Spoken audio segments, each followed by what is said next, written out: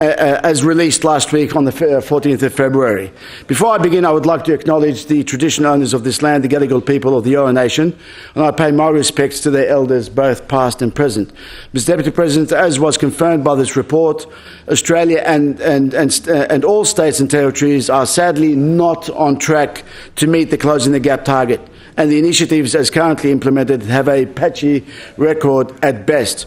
Of the 7 major targets, it is more than disappointing to see that, 1, we are not on track to halve the child mortality rate in Indigenous communities by 2018. We are not on track to close the gap in life expectancy by 2031. We are not on track to get 95% of Indigenous 4-year-olds enrolled in early education by 2025. We are not on track to close the gap in school attendance by 2018. We are not on track to halve the gap in Indigenous literacy and numeracy by 2018. Finally, we are not on track to halve the gap in employment rates by 2018. The Closing the Gap report demonstrates that all governments are failing Aboriginal and Torres Strait Islander people. I refer to the work of suicide prevention researcher Jerry Georgatos, who describes a much worse disaster than the Closing the Gap report presents. Mr. Georgatos notes that the life expectancy targets that has been stated to be a 10-year divide is actually much worse. He describes the 10 years differential an estimation. In his analysis, Aboriginal and Torres Strait Islanders are still living 20 years less than the rest of the population. Mr. Georgatos argues that the median age at death in 2014 for Aboriginal and Torres Strait Islander males born in New South Wales was 57.7 years.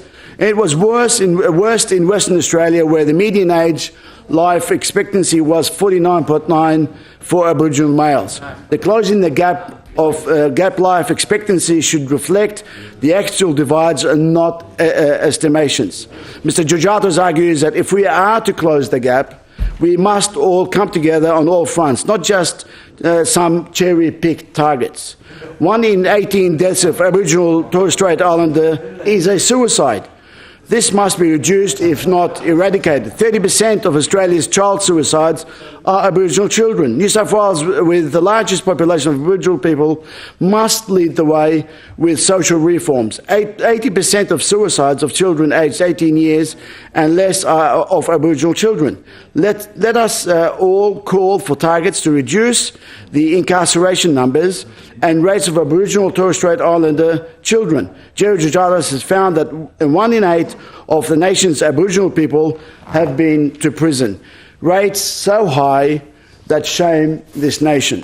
The only qualified success in this report is that nationally the proportion of Indigenous 20 to 24-year-olds who have achieved Year 12 or equivalent has increased from 45.4% in 2008 to 61% in 2014-15.